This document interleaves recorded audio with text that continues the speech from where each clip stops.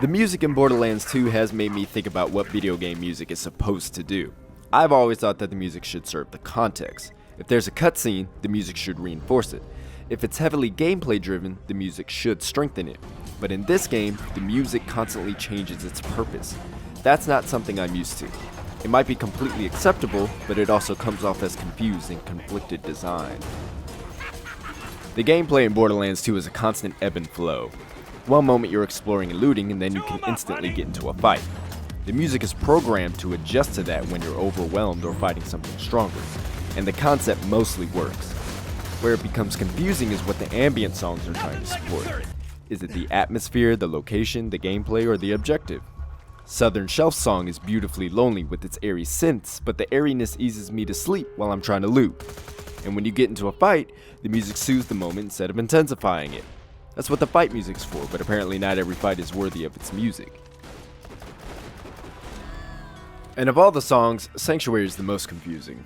First of all, the city is called Sanctuary. It's supposed to be a place of hope and refuge against Hyperion. But the music presents Sanctuary as a desolate and hopeless city, even though that's not how Roland advertises it.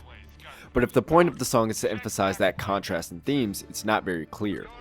Other songs for places like the Highlands, Firestone, and the Dust have music that match their location and not their underlying themes. Then there's a place like Opportunity, where the song fits the context and the gameplay, but not necessarily the location.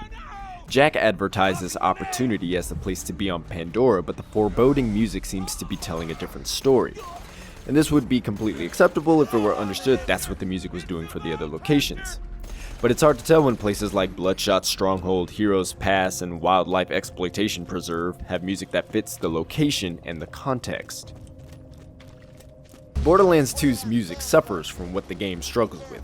It's trying to accommodate too many pieces, but the music on its own is a pleasure to listen to. There's relaxing ambient sounds that wash over you, intense themes that motivate you, and others that are just plain fun to listen to. It's too bad the official soundtrack doesn't have all the songs. There's quite a few that don't end up on it that should definitely be there. The music in and of itself doesn't kill Borderlands 2. The game is too dang fun for that to happen. I just don't think it's used to its full potential. But it does challenge my thoughts on what music should do.